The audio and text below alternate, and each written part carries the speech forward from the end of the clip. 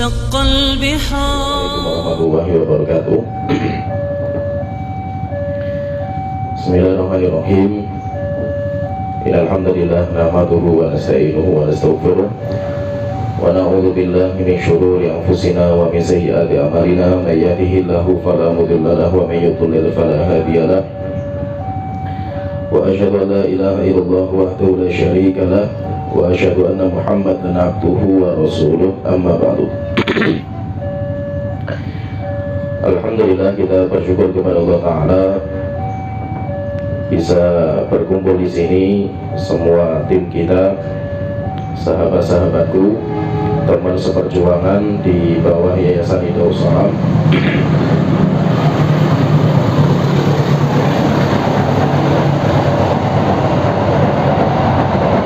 Dan kita bersyukur kepada Allah Ta'ala yang telah memberikan kepada kita kenikmatan yang sangat mahal. Dan kenikmatan yang sangat mahal itu ketika Allah memberikan kepada kita hidayah, ketika Allah mengenalkan kepada kita sunnah, bahkan kita dijadikan sebagai seorang pendidik yang mengajarkan pintu-pintu kebaikan. Dan nikmat sunnah itu nikmat yang sangat mahal, tidak bisa ditukar, tidak bisa dibandingkan dengan kenikmatan dunia. Karena kenikmatan dunia akan kita tinggalkan. Sedangkan ketika kita itu mendapatkan kenikmatan diniyah atau hidayah, disitulah nanti kita akan dimudahkan untuk masuk surga. Dan ketika kita masuk surga itu, pertama yang kita ingat itu cuma nikmat Allah Ta'ala saja. Ketika kaki kita pertama kali melangkahkan ke surga itu, yang kita ingat cuma hidayah dari Allah Ta'ala. Nah itu ketika orang-orang itu masuk surga, ucapan pertama yang mereka baca itu Alhamdulillahilladzi hadana lihada. Segala puji bagi Allah Ta'ala yang telah memberikan kami hidayah sampai ke surga ini. Wa ma kunna linahtadiya laula an hadanallah, dan kami tidak bisa mendapatkan hidayah kalau Allah tidak memberikan petunjuk. Sehingga alhamdulillah nikmat sunnah itu nikmat yang paling mahal. Dan menjaga nikmat itu sampai kita meninggal itu perjuangan yang mematikan. Sampai Imam Ahmad itu zaman beliau fitnahnya luar biasa dahsyat zaman beliau itu. Beliau itu sampai berdoa, Allahumma amitna alal islami wa sunnah. Tuhanku, wafatkan saya di atas Islam dan sunnah. Di atas Islam saja nggak cukup, tetapi di atas Islam dan sunnah. Saudara jamaah yang dirahmati Allah Ta'ala, kita berdoa dan berharap mudah-mudahan bukan hanya di sini kita itu berjumpa di sebuah lembaga sosial ini, yaitu di bawah naungan Yayasan Hidayah Salam, bukan. Tetapi harapan kita bisa berkumpul nanti di surga Allah Ta'ala. Tetapi perlu difahami bahwa untuk masuk surga itu butuh kesabaran. Karena ujian, tantangan itu akan kita hadapi. Nabi dan Rasul saja diuji, apalagi kita.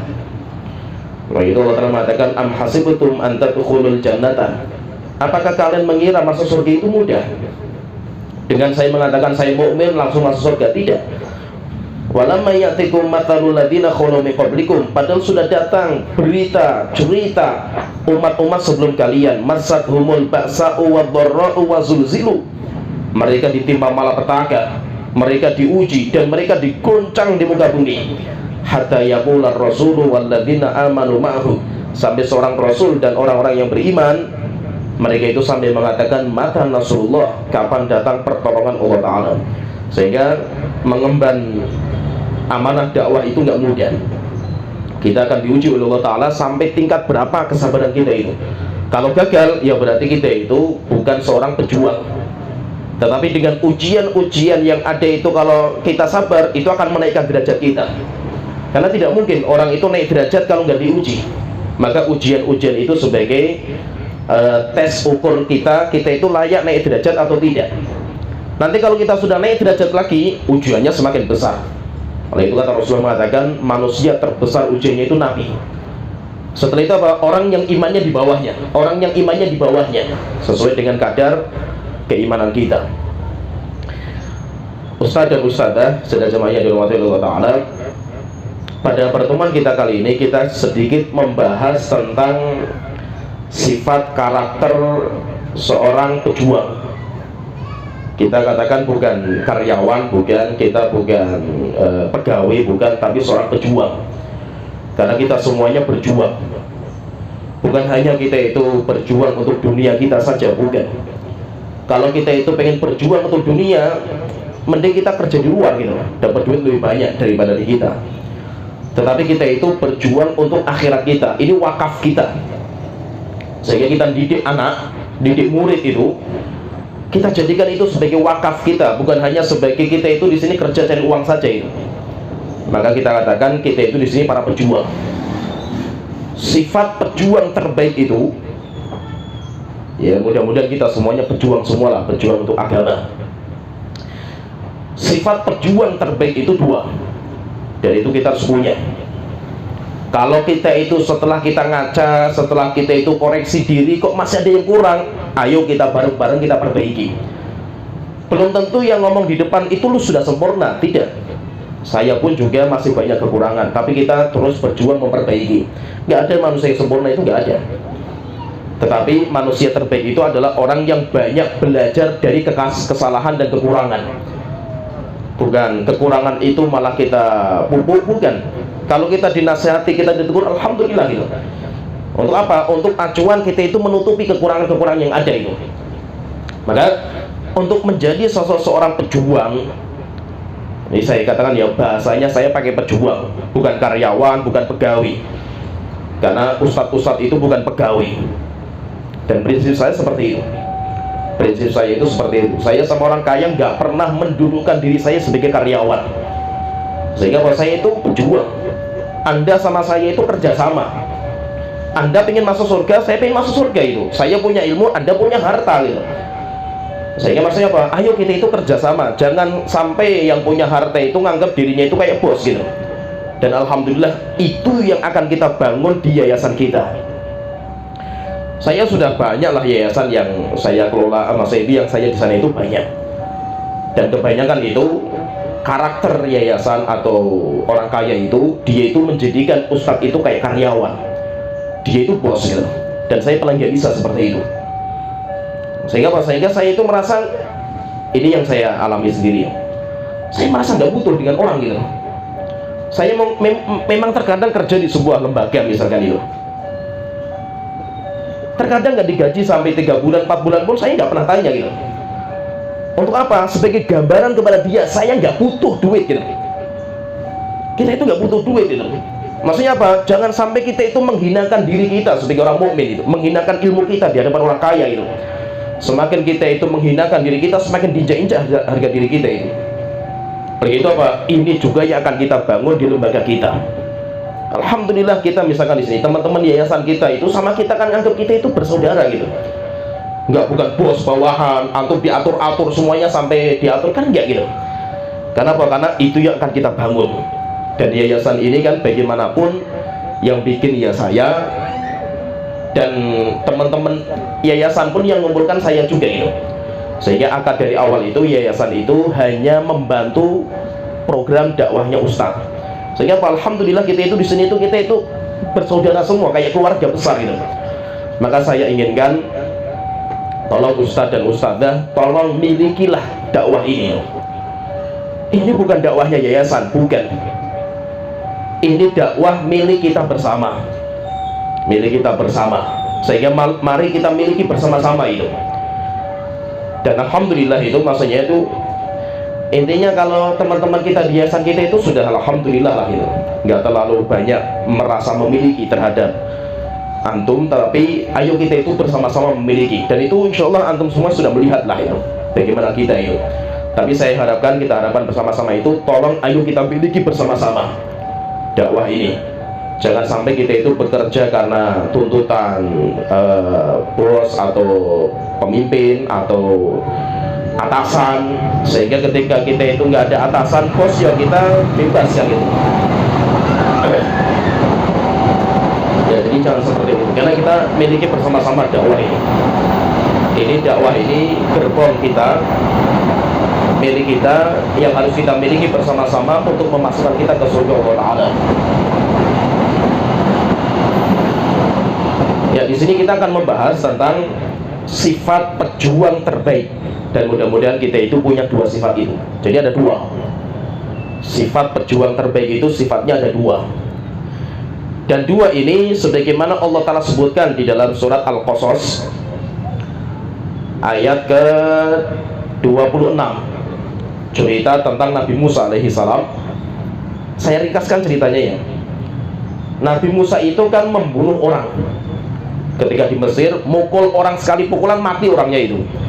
Yang dipukul orang asli Mesir pribumi. Nabi Musa pendatang, karena Nabi Musa kan Bani Israel, pendatang. Akhirnya orang-orang Mesir, orang Kipti itu marah, pengen membunuh Nabi Musa. Akhirnya temannya Nabi Musa itu mengatakan, Nabi Musa, orang-orang berkumpul untuk membalas kamu, sudah kamu lari saja. Akhirnya Nabi Musa itu keluar dari Mesir, lari sampai dia itu ke tempat jauh sekali. Ketika itu dia itu saking capeknya itu istirahat di bawah pohon, istirahat. Kemudian melihat di bawahnya itu ada sumur, biasa tempat untuk para penggembala kambing, dan kambing-kambing itu minum. Sehingga nanti kalau sudah menggembala kambing pengen minum, rebutan mereka itu. Nabi Musa melihat, dan rupanya dari kumpulan para penggembala kambing itu ada dua perempuan, ada dua gadis yang dia itu ikut menggembala kambing. Karena dua orang ini perempuan, dia tidak mau rebutan gitu, akhirnya nunggu di belakang. Nabi Musa itu kasihan melihat dua orang perempuan ini, akhirnya Nabi Musa turun. Kemudian diambil, wahai mbak-mbak, sudah kalian minggir saja, mana kambing kamu tak berikan minum. Nabi Musa itu kuat sekali. Akhirnya selesai, diberikan lagi kambingnya kepada dua perempuan itu. Nabi Musa istirahat lagi. Maka perempuan ini pulang. Ketika pulang cerita sama bapaknya, rupanya bapaknya Nabi sudah tua renta, sudah buta, namanya Nabi Syuaib. Akhirnya ceritalah anak dua ini, wahai bapakku, kita tadi itu ketemu dengan seorang pemuda yang baik sekali, sampai bantu kita memberikan minum kepada kambing kita ini. Maka setelah itu, ya Masya Allah itu anak muda itu. Sampai akhirnya nanti salah satu dari anak perempuan itu mengatakan kepada bapaknya, yaitu disebutkan di sini dalam surat Al-Qasas ayat 26, qalat ihdahuma ya abati istajirhu. Salah satu dari anak gadis itu mengatakan kepada bapaknya, wahai bapakku, ambil saja anak muda itu sebagai pegawai kita gitu.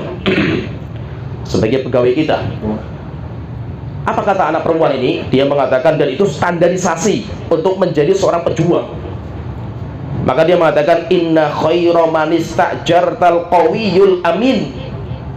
Karena sebaik-baik orang yang engkau jadikan sebagai karyawan untuk bekerja itu siapa? Orang yang memiliki dua sifat. Al-qawi, orang yang punya kemampuan, punya kekuatan, punya skill. Yang kedua, al-amin, orang yang terpercaya, orang yang punya sifat amanah. Akhirnya bapaknya itu mengatakan, ngutus satu orang dari mereka, sudah kamu panggil saja itu anak laki-laki, suruh datang ke sini. Akhirnya kan datang dengan malu-malu, perempuan itu datang ke Nabi Musa, mengatakan, wahai pemuda, bapak saya ngundang kamu supaya pengen terima kasih lahir. Akhirnya datanglah Nabi Musa itu ke rumahnya. Akhirnya ditawari, wahai nah kamu itu siapa gitu? Saya Musa. Terus apa yang kamu kerjakan? Ini cerita gitu.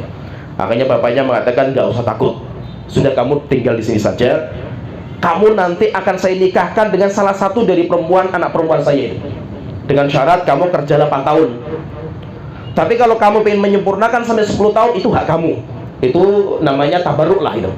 Tapi akadnya itu, kamu nanti kalau kerja 8 tahun bersama saya, setelah itu saya nikahkan salah satu dari putri saya.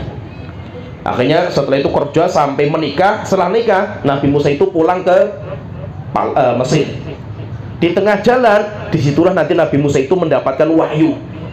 Itu ceritanya seperti itu. Lihat api dari jauh, setelah itu datang, rupanya Allah Ta'ala berfirman di situ menjadi Nabi. Nah, yang akan kita bahas sedang jamaah yang dirahmati Allah Ta'ala, Ustadz dan Ustadzah, sifat penting ini bagi seorang pejuang. Sifat seorang pejuang itu apa? Yang pertama al-qawi, dia itu harus punya kekuatan. Jangan sukanya melempem, sukanya ngeluh, sukanya itu minder, sukanya mutungan gitu. Seorang pejuang itu nggak bisa seperti itu. Pejuang itu tangguh. Dia punya skill, sehingga apa? Dia berjuang untuk memperjuangkan skillnya itu. Ini sifat yang pertama. Kemudian yang kedua, seorang pejuang itu harus amanah. Harus memiliki sifat amanah. Amanah terhadap apa? Terhadap kerjaan dia, terhadap misi dia, tanggung jawab dia. Dan itu penting sekali. Dua sifat ini luar biasa ini. Kalau kita itu punya dua sifat ini, hebat. Maka kita menjadi seorang pejuang sejati. Oleh karena itu kalau kita baca Al-Quran, Syekhul Islam Ibnu Taimiyah itu sampai begitu punya kitab bagus sekali membahas masalah ini, tentang ahkamur ra'i wal mar'i. Bagaimana hukum-hukum yang berkaitan dengan ra'i, pemimpin, dan yang dipimpin. Itu bagus kitabnya itu. Lengkap, Syekhul Islam bahas masalah itu lengkap sekali.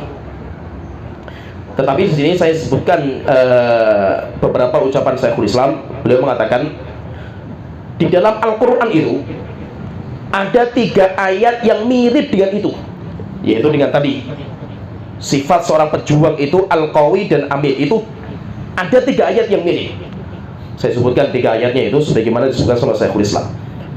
Yang pertama, Allah Ta'ala berfirman dalam surat Takwir ayat 19 sampai 21, menceritakan tentang Nabi Malaikat Jibril yang membawa misi besar menurunkan wahyu. Allah Ta'ala berfirman, innahu laqaulu rasulin karim. Sesungguhnya ini adalah ucapan seorang utusan yang mulia, dzi quwwatin inda dzil arsy makin. Dzi quwwah, memiliki kekuatan, dan dia itu kuat, yaitu dipercaya sama zat yang ada di arsy. Muta'in thumma amin, thamma amin, taat kepada Allah Ta'ala dan terpercaya. Sifatnya Jibril, kenapa sampai dijadikan sebagai malaikat terbaik untuk membawa misi besar menurunkan wahyu? Karena dia itu dzu quwwah, punya kekuatan, punya skill. Kemudian yang kedua, amin, dia itu orang yang memiliki amanah, sehingga tidak menambah, tidak mengurangi. Contoh lagi misalkan dalam surat Yusuf alaihissalam, ceritanya Nabi Yusuf alaihissalam itu ayat ke-55 kan terakhir, ketika Nabi Yusuf keluar dari penjara. Setelah itu kan bisa menafsirkan mimpi. Akhirnya rajanya kan senang sama Nabi Yusuf, akhirnya pengen diangkat menjadi seorang pejabat. Apa kata Nabi Yusuf? Ij'alni ala khuzainil ard. Raja, kalau engkau pengen menjadikan saya sebagai karyawan, tolong saya jobnya itu di dalam menjaga harta negara. Itu jobnya saya, yaitu untuk menjaga harta negara. Kenapa? Inni hafidun alim. Saya itu seorang penjaga yang hafid, amanah, dan saya itu memiliki keahlian di bidang itu, memiliki ilmu di bidang itu. Dua juga sifatnya. Kemudian Allah Ta'ala juga berfirman yang ketiga di dalam surat An-Naml ayat 38 sampai 39, kisahnya Nabi Sulaiman. Allah Ta'ala mengatakan, qala ya ayyuhal mala'u ayyukum ya'tini bi arsyiha. Kisah ketika Nabi Sulaiman ngirim surat kepada Ratu Saba. Setelah itu Nabi Sulaiman mendengar kabar kalau Ratu Saba itu pengen datang ke Palestina, pengen mengecek kerajaan Nabi Sulaiman. Nabi Sulaiman kumpulkan semua prajuritnya, manusia, jin, kumpulkan semua.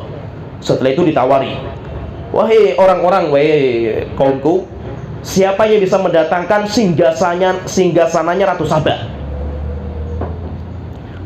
Qabla ayyutu ya'tuni muslimin, sebelum mereka datang kepada saya dalam kondisi mereka itu tunduk patuh. Qala ifritum minal jinni, setelah itu datang atau berdiri jin ifrit. Jin ifrit mengatakan, qala ana atika bihi qabla an taquma min maqami. Wahai Sulaiman, saya akan datangkan singgasana itu sebelum kau berdiri dari tempat singgasana kamu itu. Setelah itu ifrit mengatakan, wa inni alaihi laqawiyyun amin. Saya itu orang yang kuat di bidang itu, dan saya itu orang yang terpercaya.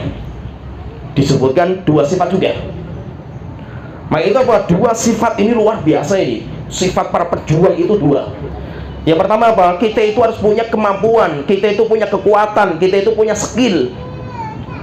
Kalau kita sudah punya skill di bidang itu, taruh kita itu di job itu.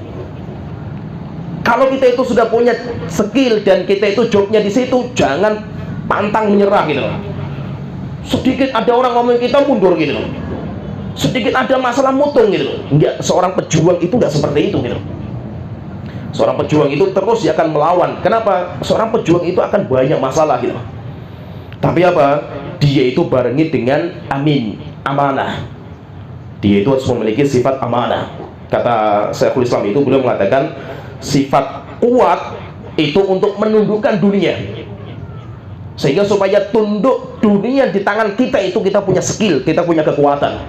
Yang kedua, sifat amanah itu sifat ketundukan kita kepada Allah Ta'ala, rasa takut kita kepada Allah Ta'ala. Kalau itu bergabung dua-duanya, dunia dan akhirat tunduk di hadapan kita. Oleh itu apa? Kita itu ya kita harus banyak belajar supaya kita itu memiliki dua skill ini. Terkadang yang perlu difahami ya, untuk mengejar cita-cita yang besar itu nggak mudah. Banyak rintangan, banyak ujian yang harus kita dapati. Tetapi ketika kita itu punya dua ini, kita itu punya skill, kita punya kekuatan. Kemudian yang kedua, kita itu punya amanah, kita berharap kepada Allah Ta'ala, kita takut hanya kepada Allah Ta'ala, kita nggak takut sama orang gitu.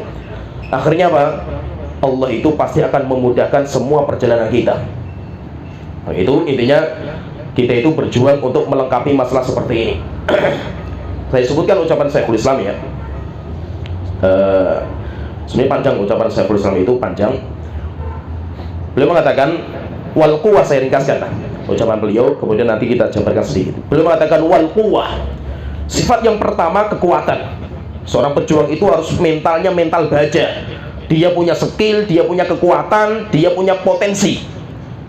Potensi dia itu harus dikuatkan gitu. Maka beliau mengatakan wal quwwatu fil hukmi bainan nasi tarju ilal ilmi wal adl.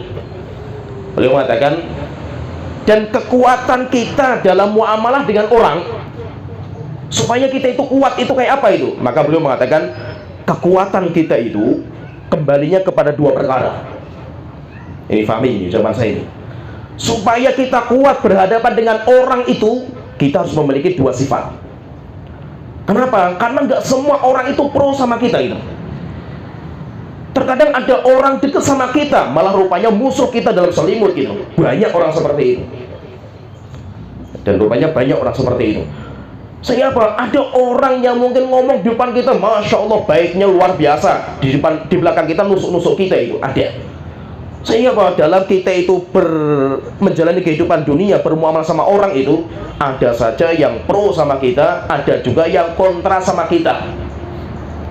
Terus bagaimana supaya kita itu kuat menghadapi itu? Maka kekuatan kita itu pondasinya dua. Tarji'u ilal ilmi bil adlil ladzi dalla alaihi alkitab wa sunnah wa ilal qudrati ala tanfidil ahkam.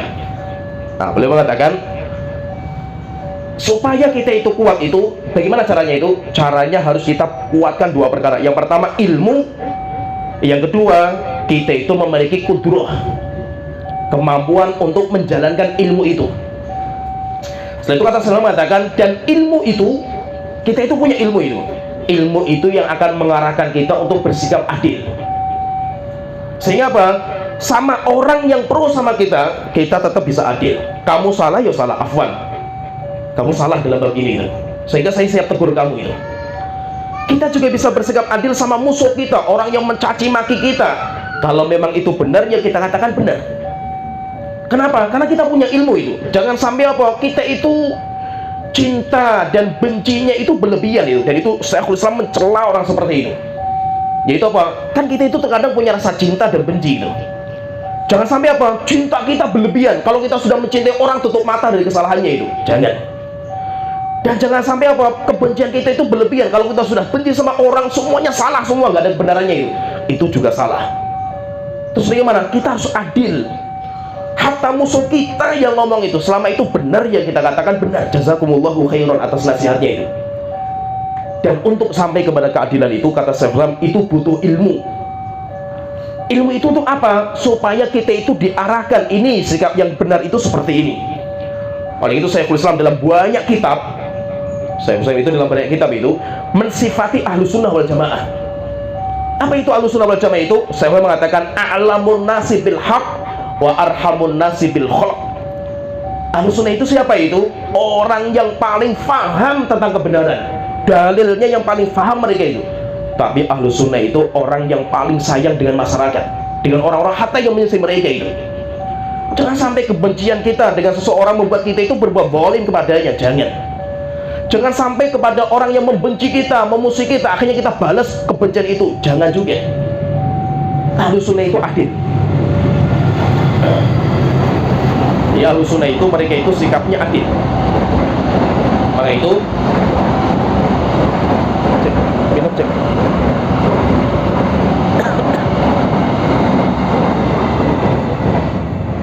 Minumku, Pak.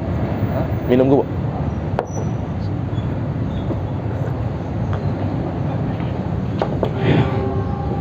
Makan dulu, tenang.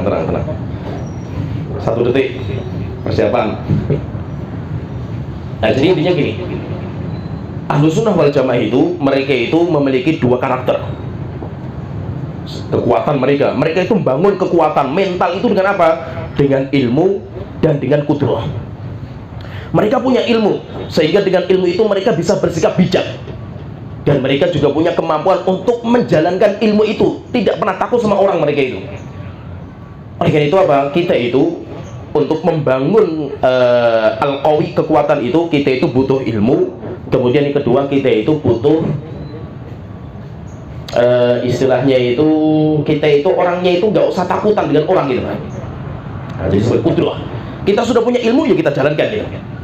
Jangan sampai apa, gara-gara orang ini ngomong, akhirnya kita mundur ke belakang itu, jangan. Maka kata beliau mengatakan wal quwwatu fil hukmi bainan nas tarji'u ilal ilmi bil adli alladzi dalla alaihi alkitab wa sunnah wa ilal qudrati ala tanfidil ahkam. Beliau mengatakan kekuatan itu ketika bermuamalah sama orang yang pro dan kontra itu kembalinya kepada 2, ilmu. Dan ilmu itu akan mengarahkan kita untuk bersikap adil sesuai dengan anjuran Al-Quran dan Sunnah. Yang kedua, butuh qudrah, keberanian untuk mengamalkan ilmu itu. Ini yang pertama, dinamakan dengan kekuatan. Yang kedua, seorang pejuang itu butuh sifat yang kedua, namanya amanah. Saya telah mengatakan wal amanatu tarju ila khosyatillah. Amanah itu pondasinya apa? Supaya kita bisa amanah itu, kita itu takut hanya kepada Allah Ta'ala. Kalau kita takutnya masih sama pemimpin, kita takutnya sama atasan, kita tidak akan bisa amanah. Ketika ada atasan, memang kita kerjanya Masya Allah, top-topan kita itu. Atasan kita pergi, layah-layah kita itu. Kenapa? Karena yang kita takuti orang. Orang itu akan menjadi mata-mata atau akan menjadi CCTV kita itu berapa jam sih dia mampu kan gitu. Tetapi kalau yang menjadi CCTV kita itu Allah Ta'ala, orang mukmin itu ada pemimpin maupun tidak, ada peraturan maupun tidak, selama saya sudah teken kontrak, saya tanda tangan, itu amanah. Dan amanah itu akan diminta pertanggungjawaban sampai di hari kiamat nanti itu. Setelah itu beliau mengatakan, jadi amanah itu, kata beliau ini, saya ringkaskan ya, amanah itu dibangun di atas 3 perkara. Jadi tadi kan kekuatan. Jadi intinya seorang pejuang sejati itu, dia itu memiliki 2 sifat, kekuatan dan amanah. Kekuatan pondasinya ada 2, ilmu dan qudrah. Sedangkan amanah itu kembalinya kepada 3. Apa itu 3 itu? Khosyatillah, takut kepada Allah Ta'ala. Yang kedua, wa alla yashtariya bi ayatihi thamanan qalila, tidak menjual ayat-ayat dan agama itu dengan harga yang murah. Kemudian yang ketiga, wa tarki khosyatin nas, jangan sekali-kali takut dengan orang. 3 ini. Jadi supaya muncul amanah itu, yang pertama kita takut kepada Allah Ta'ala. Yang kedua, kita itu jangan menjual agama dengan harga murah dari dunia. Yang ketiga, jangan sekali-kali kita itu takut sama orang. Setelah itu kata Syekh mengatakan, wa hadhil khisalu thalathul lati ittakhadahu Allahu ala kulli man hakama 'alan nas. 3 sifat ini, yaitu takut kepada Allah, tidak takut kepada manusia. Yang ketiga, dia itu jangan menjual agama dengan harga yang murah. 3 karakter ini, kata Syekh Husam, itu sudah Allah gabungkan dalam 1 ayat untuk membicarakan bagaimana muamalah kita dengan orang. Dalam surat Al-Maidah ayat ke-44, Allah Ta'ala mengatakan fala takhshawun nasa, jangan sekali-kali kalian takut kepada manusia. Ini yang pertama. Wakhshawni, tapi takutlah kalian kepadaku. Yang ketiga, wala tashtaru bi ayati thamanan qalila, jangan kalian jual agamaku dengan harga yang murah. Wa man lam yahkum bima anzalallah faulaika humul kafirun, siapa yang tidak berhukum dengan hukum Allah maka dia kafir. Allah sebutkan 3 gitu. Dan itu untuk apa 3 ini? Untuk membangun amanah dalam diri kita itu. Setelah itu kata Syekhul Islam, saya sebutkan lah, saya bacakan dulu. Beliau mengatakan ijtima'ul quwwati wal amanah finnas qalil. Berkumpulnya 2 karakter ini pada diri orang, sehingga satu orang itu punya 2 karakter ini sangat jarang sekali ada. Sangat jarang. Terkadang ada orang skillnya top tapi nggak punya amanah, sehingga sering korupsi waktu dan yang lainnya. Ada orang yang amanah, Masya Allah, kalau diberikan amanah jabatan dia berjaga gitu, tapi dia itu nggak punya skill. Maka apa? Untuk mengumpulkan 2 karakter ini, kita cari orang yang punya 2 sifat ini. Masya Allah, susah sekali itu untuk mencari orang yang punya 2 ini. Tapi apa? Kita berjuang lah untuk menjadi orang yang memiliki 2 karakter itu. Setelah itu dia mengatakan, wa lihadza kana Umar bin Khattab radhiyallahu anhu. Oleh karena itu Umar bin Khattab radhiyallahu anhu beliau mengatakan, Allahumma ashku ilaika jildal fajir wa ajzal thiqah. Wahai Tuhanku, saya mengadukan kepada engkau jildal fajir. Jildal fajir itu keberanian pelaku dosa dan maksiat. Wa ajzal thiqah, dan lemahnya orang-orang yang terpercaya. Yaitu apa? Ada orang dia itu hebat, kalau diberikan amanah top dia itu kerjanya itu, tapi dia itu fajir, pelaku dosa dan maksiat gitu. Yang kedua kata Umar bin Khattab, saya mengadu sifat orang yang kedua, yaitu apa? Ajzat thiqah, orang yang terpercaya, orang yang amanah tapi ajz, yaitu mentalnya nggak kuat gitu, nggak punya skill, nggak punya keberanian, mutungan, padahal dia itu orang kurang baik gitu. Itu kata Umar bin Khattab. Maka beliau mengatakan, kata Rasulullah SAW, wal wajibu fi kulli wilayatin al aslah bihasabiha. Terus bagaimana kalau kita itu cari orang yang seperti itu? Susah gitu. Ini yang kita dapatkan misalkan ya, kita pengen mengambil seorang ustadz lah misalkan itu, atau ya ininya itulah, yang ada itu pilihannya cuma 1 dari 2. Orangnya Masya Allah, kinerjanya bagus, tapi nggak punya sifat amanah. Yang kedua, orangnya Masya Allah secara agamanya, amanahnya top, tapi nggak punya skill. Mana yang harus kita pilih ini? Nah, maka saya mengatakan, beliau mengatakan, maka yang wajib itu kita pilih orang yang banyak manfaatnya lah, sesuai dengan jobnya. Nanti beda-beda itu. Nanti beda-beda. Fal akhar a'dhamu quwwatan. Fa idza ta'ayyana rajulani ahaduhuma a'dhamu amanatan wal akhar a'dhamu quwwatan. Maka dari itu, jika ada 2 orang yang ini kuatnya di kekuatannya, skillnya, ini kekuatannya pada amanahnya, terus mana yang kita pilih itu? Beliau mengatakan kita pilih yang paling maslahat untuk job itu. Kemudian yang kedua, wa aqalluhu madararan, dan yang paling kecil mabaratnya. Maka beliau rinci, memberikan beberapa contoh itu. Maka beliau mengatakan, fataqaddama fi imaratil hurub ar-rajulul qawiyyu syuja' wa in kana fihi fujur. Kalau jobnya itu, kerjaan dia itu apa? Perang melawan musuh itu. Maka pilih orang-orang yang punya mental kuat, orang yang pejuang sejati kuat, walaupun dia itu dosa dan maksiat, nggak amanah, nggak apa-apa. Karena yang kita hadapi orang kafir, butuh keberanian. Itu kata beliau. Setelah itu beliau mengatakan, wa 'ala rajulid dha'ifil ajiz wa in kana aminan. Walaupun ada orang yang terpercaya, karena ketika dia itu penakut, dia itu ya nggak punya kemampuan berperang, maka itu disingkirkan, dijauhkan. Bukan berarti nggak penting, amanah penting, tapi dalam kondisi ini lebih penting orang yang punya keberanian karena melawan musuh gitu. Kama su'ilal Imam Ahmad, maka itu Imam Ahmad pernah ditanya. Imam Ahmad pernah ditanya, anir rajulaini yakunani amiraini fil ghuzwi. Ada 2 orang yang pengen kita jadikan sebagai pemimpin perang. Ahaduhuma qawiyyun fajir. Yang pertama, orangnya itu pemberani, hebat, tapi dia itu pelaku dosa dan maksiat. Wal akhar saleh dhaif. Yang kedua, orang soleh tapi dia itu lemah gitu loh. Mana yang harus kita pilih? Ma'a ayyihima yughza. Kita kalau berperang sama siapa itu? Pemimpin yang mana itu? Maka beliau mengatakan, ammal fajir al-qawi faquwwatuhu lil muslimin wa fujuruhu ala nafsih. Seorang yang hebat dalam berperang, bikin strategi perang, tapi pelaku dosa dan maksiat, beliau mengatakan kekuatan dia itu manfaatnya untuk Islam dan kaum muslimin, sedangkan dosanya dia itu untuk dirinya sendiri. Setelah itu beliau mengatakan wa amma saleh dhaif fasalahu li nafsihi wa dha'fuhu 'alal muslimin.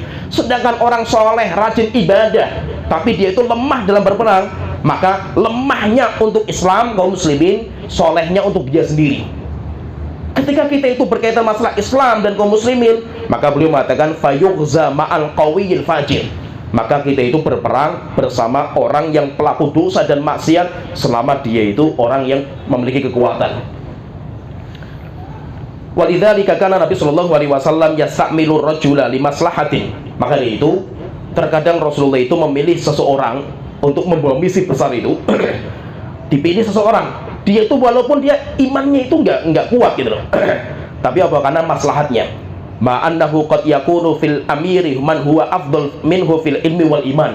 Walaupun ada banyak para sahabat yang lebih hebat imannya dan amanahnya. Kenapa? Karena memang dia itu punya skill di bidang itu. Dan nanti banyak, saya boleh mengucapkan banyak sekali, tapi saya ringkaskan di sini. Intinya, ustadz dan ustadzah kita itu semuanya pejuang. Kita itu semuanya pejuang. Baik antum yang sebagai pengajar berjuang untuk mendidik murid-murid, baik antum-antum yang di multimedia, antum berjuang untuk menyebarkan ilmunya ustadz, walaupun antum nggak ustadz. Demikian juga yang di sini itu sebagai karyawan lah, maksudnya itu bukan ustadz, bukan multimedia, tapi masalah keuangan, masalah yang lainnya, antum berjuang dalam job antum. Kenapa? Ini tuh satu tim gitu loh. Kita nggak semuanya Ronaldo gitu, harus ngegolkan semua gitu loh. Ya kan? Harus ada Ronaldo, harus ada yang ngoper, harus jaga gawang gitu loh. Kalau semuanya pengen tampil sama saya, megang mic semua loh, terus siapa yang nyuting nanti kan gitu loh. Ya kan? Biarkanlah ada yang tampil di depan, ada yang nyuting, ada yang ngurusi keuangan, semua itu satu tim. Berarti apa? Antum itu berjuang dalam job yang antum miliki sekarang itu. Yang dibutuhkan itu apa? Yang dibutuhkan itu dua. Yang pertama, antum itu punya skill di bidang itu. Untuk membangun skill, untuk membangun kekuatan dibutuhkan dua. Antum punya ilmu dan antum punya kudroh, kemampuan, keberanian untuk mengamalkan ilmu itu. Kemudian yang kedua, kita itu butuh amanah. Dan amanah itu tiga. Bangunnya amanah itu tiga. Kita itu takut hanya kepada Allah Ta'ala, sehingga kalau kita kerja ini, pahami nih, kalau kita itu kerja, kita itu jangan melihat yayasan, kita jangan melihat Pak Wawan misalkan sebagai kepala sekolah, saya Tobroni sebagai mudir, jangan.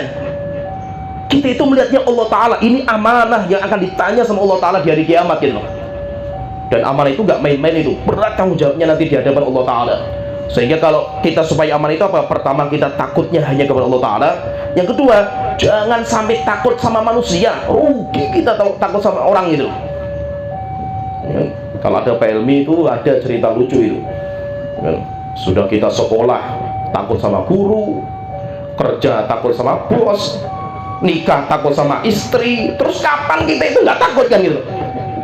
Kalau kita takutnya semua orang stres, sampai kapan kita nggak takut kan gitu? Ya kan? Makanya apa? Kita itu takutnya hanya kepada Allah Ta'ala gitu. Ya kan? Jangan sampai apa kita itu, saya itu pernah ya nggak usah saya cerita. Jadi intinya kita itu jangan takut kepada siapa saja itu. Kita itu takut hanya kepada Allah Ta'ala. Walaupun memang kita itu manusia biasa, terkadang jatuh, terkadang kita berbuat dosa, dan itu manusia, kita bukan malaikat gitu. Selama kita itu punya rasa takut kepada Allah Ta'ala, maka itulah sumber kita itu bisa selamat dari fitnah yang ada gitu. Maka kita takut kepada Allah Ta'ala, jangan takut kepada manusia. Kemudian pahami di sini yang ketiga itu bahwa hidayah, bahwa akhirat itu mahal sekali, nggak bisa dibayar dengan dunia dan seisinya. Kalau seandainya kita itu membayar atau menjual keimanan kita, keilmuan kita, berapa sih mau dihargai kan itu? Sehingga apa nggak bisa dihargai itu. Oleh itu kita pun sering saya sampaikan juga ke teman-teman yayasan, antum ketika kerja di kita itu sebenarnya bukan gaji kita itu, karena kita itu berat untuk memberikan gaji segitu itu. Tapi apa yang kita bisa berikan kepada antum itu sebagai bentuk kita itu ya membantu antum lah gitu. Sebenarnya kalau ilmu antum itu harganya itu nggak semurah itu gitu. Mahal ilmu antum itu. Saya pun punya ilmu mahal gitu. Kalau kita mau jual mahal itu ngapain saya di Pekalongan gitu, ya kan? Saya pernah hidup di Jakarta itu. Kalau kita itu cuma pengen jual, masa kita itu pengen cari duit itu, ngapain kita itu di kota-kota kecil seperti ini kan itu? Mending kita itu di ladang basah istilahnya itu. Di ladang basah itu kota-kota besar gitu, ya kan? Kalau kota-kota besar, ya luar biasa kan. Kita sudah merasakan itu. Tapi bukan itu yang kita cari itu. Yang kita cari itu bagaimana kita itu nyaman berdakwah, kita punya murid, sehingga harapan kita itu apa? Kita itu mati, ilmu kita itu nggak mati gitu. Dan itu kan warisan dari guru-guru kita, ulama-ulama Yaman seperti itu. Sehingga apa? Subhanallah, ini cerita ya. Guru-guru kita itu di Yaman itu, mereka itu kalau sudah ngajar itu amanahnya Masya Allah ya. Insya Allah, tanya aja lah sama ustaz kita ini. Mereka itu kalau ngajar, Masya Allah lah. Antum mau minta jam berapa saja itu oke gitu. Saya itu pernah belajar warisan sama Syekh Arafat. Ustaz Abu Ali pernah ketemu nggak? Nggak ketemu. Masya Allah, itu Syekh Arafat itu pakarnya warisan kalau di Marid. Jagonya, wes top wes. Nah itu. Saya pernah belajar sama beliau Syekh. Saya mau belajar warisan, tapi saya cuma 2 orang Indonesia. 2 orang dong. Dan saya nggak punya waktu kecuali jam 11 malam. Gimana saya gitu? Lantung semangat nggak? Siap nggak? Siap saya, insya Allah saya semangat belajar. Oke? Jam 11. Beli itu kalau sudah jam 11 datang ke masjid. Kita kalau nggak ada, kita dicari. Padahal apa? Di sana itu nggak digaji. Saya itu dengan ngajar kayak gitu kan nggak digaji. Kayak kita kayak gini kan nggak. Nanti kan pondok pesantren itu atau makrib itu kan Syekh Abdul Hasan itu bantu saja itu. Berapa sih marikan? Subhanallah itu, sampai terkadang kita itu pergi nggak, kita itu ya namanya kita kan jam segitu terkadang kita di perpustakaan, saking asiknya baca lupa, dicari sama guru kita itu. Sampai saya itu pernah belajar itu sama satu orang Yaman itu, belajar itu azan pertama sholat subuh itu. Setelah sholat subuh, karena zaman saya kan nggak ada paksaan untuk hafalan Quran zaman saya itu. Setelah itu kan mulai ada paksaan kan. Nggak tahu kalau zaman antum ada subuh, ada halaqah Quran nggak? Wajib kan setelah itu kan? Zaman saya nggak. Ada pergantian itu akhir-akhir zaman saya. Sehingga pas subuh itu saya nggak hafal Quran. Karena saya waktu itu 3 tahun itu mau menyelesaikan semua kitab-kitab ilmu itu. Saya itu subuh belajar 2 kitab sama saya Adnan. Semoga Allah telah merahmati beliau masalah akidah. Saya membaca kitab Fathul Majid tebel itu sama Syarah Aqidah Thahawiyah. Beliau itu ngajar saya cuma 2 orang. Saya itu diajar 3 orang Indonesia itu. Ngajari 2 orang 3 orang itu semua satu masjid dengar suaranya itu. Sampai kita itu Syekh jangan keras-keras, kita cuma 3 orang ini. Ngomongnya Masya Allah, apalagi saya Adnan kalau ngomong kayak apa kan itu. Ya saya yang di Yaman tahu itu Syekh itu gemuk itu. Kalau ngomong kerasnya luar biasa. Ngajari cuma 3 orang itu. Sampai kita Syekh jangan keras-keras, yang lain pada hafal Quran itu. Enggak, ini harus tegas ini masalah akidah ini. Ya wes enggak apa-apa wes. Tapi kita cuma 3 orang, semangatnya kayak ngajari 1000 orang gitu. Akhirnya saya itu pernah bertanya sama guru-guru saya, Syekh, kenapa sih antum itu ya, orang-orang Yaman itu kok saya lihat berbeda itu, luar biasa adabnya. Maksudnya apa? Ngajari orang mau 1 orang, 2 orang, 3 orang itu sama semangatnya itu. Itu ada apa gitu loh. Kan kalau kita terkadang ngisi kajian, hujan-hujan, yang datang cuma 2 orang, aduh 2 orang, umat kita ini. Yang datang ribuan, wah semangat kita 45 kan gitu loh. Ya kan? Kalau saya daurah itu kan terkadang itu, makanya saya kenapa sekarang itu saya mulai sedikitkan daurah, karena kalau kita itu sudah sering daurah ngisi kajian rutin itu mumet gitu, lihatnya mukanya itu saja, mana yang lain kan gitu, bosan juga ustadznya lihat muka mereka itu kan gitu. Kalau kita ngisi daurah di luar kota, saya misalkan ngisi di Pontianak atau di Padang, itu masjid agung itu full gitu loh. Cuma apa, gara-gara itu akhirnya apa, kalau muridnya nggak banyak itu nggak semangat, itu jadi problem juga gitu. Ya, kalau kita di Yaman kan nggak, guru-guru kita seperti, kenapa saya pernah tanya, Syekh kenapa kok antum itu semangatnya itu luar biasa ngajar 1 orang 2 orang gitu, sampai terkadang muridnya tidur di asrama dibangunkan gitu. Apa kata beliau itu? Beliau mengatakan, saya itu cuma punya keinginan cita-cita, kalau saya mati ilmu saya jangan sampai mati, minimal ilmu saya itu tak transfer ke antum-antum gitu. Antum nanti akan pulang, antum akan membawa ilmu gitu. Saya apa? Saya nggak butuh banyak orang, nggak butuh dilihat sama Allah Ta'ala. Kenapa? Yang saya inginkan saya mati, ilmu saya jangan sampai mati gitu. Sehingga pas semangatnya sama, nggak ada bedanya gitu. Oleh itu maksudnya itu apa? Sifat amanah itu penting sekali itu bagi seorang pendidik. Dan kata Syekhul Islam itu, beliau mengatakan, orang yang dia itu punya skill tapi nggak punya amanah, maka dia akan merusak Orang-orang yang korupsi itu kan bukan orang yang nggak punya skill, mereka punya skill untuk korupsi kan gitu. Pejabat-pejabat itu kan gitu. Jadi problemnya di Indonesia itu apa? Kita itu nggak kekurangan orang pinter gitu. Yang kurang itu orang yang nggak punya sifat amanah gitu. Jadi apa? Orang yang punya sifat kuat, kekuatan, nggak punya amanah akan merusak. Orang yang punya sifat amanah, nggak punya kekuatan, dia akan dimangsa sama orang lain gitu, akan menjadi budak. Sehingga apa? Kita itu diajarkan untuk kuat dalam dua bidang itu. Kuat dalam bidang dunia, kita juga kuat dalam bidang akhirat kita gitu. Maka kita pahami di sini sebenarnya banyak yang mau kita bicarakan ya. Kalau kita baca kitab Syekhul Islam banyak. Ininya memang kita itu sebagai seorang pejuang, kita semuanya pejuang. Bukan mudah, nggak mudah seorang pejuang itu. Syaitan akan memecah belah kita, dan itu perlu diingat. Syaitan akan membuat kita itu futur. Syaitan akan membuat kita itu bosan dan yang lainnya. Maka apa? Kita itu punya musuh yang lebih ngeri daripada musuh yang di luar gitu. Siapa itu? Hawa nafsu kita dan syaitan. Itu yang lebih berat daripada musuh-musuh yang di luar gitu. Oleh itu maksudnya saya ingatkan, mari kita kuatkan lagi skill kita di bagian antum. Misalkan alhamdulillah kan di sini kan yayasan itu kan memfasilitasi gitu. Seorang guru yang belum punya ijazah S1 disekolahkan kan gitu. Ya kan? Kenapa? Karena kita pengen guru itu punya skill gitu. Tapi rupanya yang minat pun sedikit kan gitu. Ya nggak apa-apa, itu kan hak kita sudah menawarkan gitu. Ya kan? Kenapa? Karena kita itu pengen guru itu upgrade ilmu terus kan gitu. Jangan sampai berhenti masalah skill, kekuatan dia itu. Demikian juga nanti yang bukan di situ, misalkan multimedia misalkan, kita terus upgrade, belajar terus gitu. Demikian juga yang masalah keuangan, terus belajar. Jangan sampai ilmu itu sudah final gitu loh. Jangan sampai kita itu sudah selesai jadi belajar. Terus kita punya amanah besar untuk misalkan masalah keuangan, masalah administrasi, itu terus kita belajar supaya kita sempurna kan gitu. Kemudian yang kedua, ayo kita kuatkan amanah kita. Ini dakwah itu milik bersama, dan itu kayak kita itu satu keluarga. Maka tolong ini, karena ini keluarga kita itu. Tidak semua permasalahan keluarga itu harus kita ceritakan ke orang gitu. Ya paham ya? Ada orang yang intinya itu apa ya, masalah kayak nggak punya kerjaan saja gitu. Masalah sama istrinya ceritakan sama teman gitu. Wah ini istri saya lagi ngambek gini. Apa nggak ada cerita yang lain kan? Masya Allah istrinya saya ceritakan gitu. Jadi terkadang apa? Ada perkara-perkara dalam keluarga kita itu harus kita tutupi gitu loh. Itu penting sekali gitu loh. Jangan apa semuanya kayak ember gitu masa itu. Terus ketika kita rapat bocor semua keluar gitu loh. Kenapa? Nggak semua cerita-cerita yang kita dengar, yang kita ketahui itu harus kita ceritakan ke orang gitu loh. Ya paham ya, tergambar ya. Saya saja istilahnya ada di sini, aja istilah itu.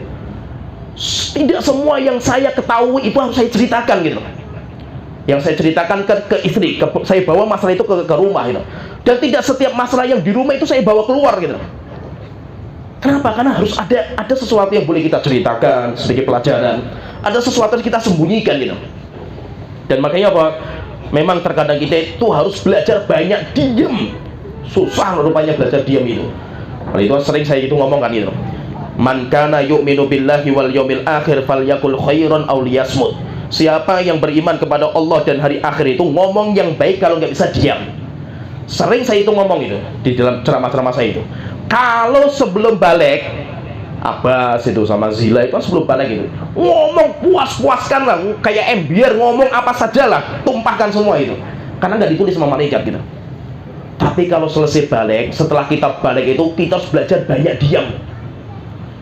Tidak semua ilmu yang kita miliki harus kita ceritakan sama orang gitu. Kenapa? Belum tentu orang yang kita ceritakan itu dia itu akan menjadi pro sama kita. Terkadang dia itu depan kita baik, ketika kita ceritakan habis hancur-hancuran nanti kita itu. Kita sebagai seorang ustadz saja itu, kata Syekhul Islam mengatakan itu, orang bertanya itu ada 3 macam motif pertanyaan itu. Dan kita seorang ustadz itu harus paham gitu loh. Ada orang yang bertanya itu niatnya apa? Istifadah, pengen ngambil faedah untuk dirinya, karena saya nggak tahu, kasih ilmu, jawab. Ada orang yang bertanya itu modelnya apa? Ifadah, dia itu pengen memberikan faedah ke yang lain. Saya sudah tahu, saya pura-pura tanya supaya yang lain itu paham. Gak apa-apa, itu seperti malaikat Jibril. Yang ketiga, ada orang yang bertanya niatnya bukan ngambil faedah untuk dirinya atau memberikan faedah ke yang lain. Terus bagaimana sih kita diam saja kita itu? Saya pernah itu, nyata ini di Salatiga ketika saya masih muda gitu, masih STM waktu itu. Enggak, masih sudah mondok itu. Saya ngisi kajian untuk, karena saya megang waktu itu sama kakak saya itu megang remaja masjid. Saya kumpulkan anak-anak muda, kajian. Tiba-tiba ada bapak-bapak tua datang. Itu benci sama saya, itu luar biasa bencinya, karena dia orang Kejawen.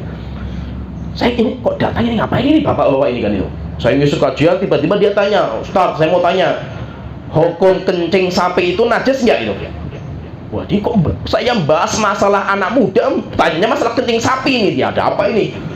Saya bilang, Pak, nanti aja Pak, kita selesaikan dulu. Enggak, harus jawab. Akhirnya saya jelaskan khilaf para ulama ini.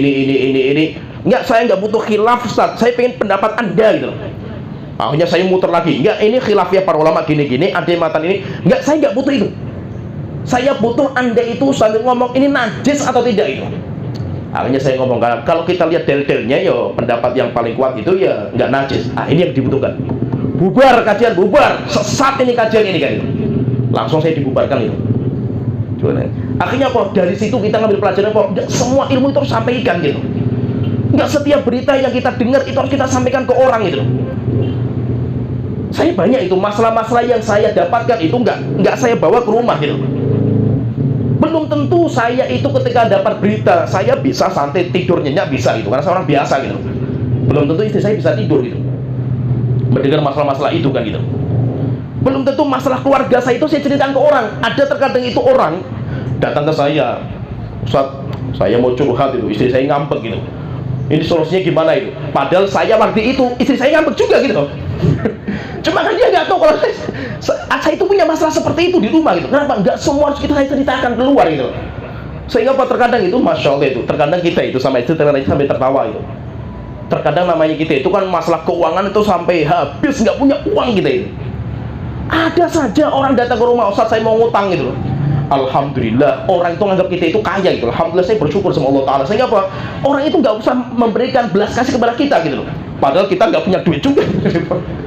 Tapi apa orang lihatnya kita itu kayak kaya raya, semuanya punya duit gitu. Padahal terkadang kita mau jajan saja nggak punya duit gitu. Tapi apa? Yang penting itu nggak semua harus kita keluarkan gitu. Maka pahami Ustaz dan Ustazah, ini rumah kita bersama gitu.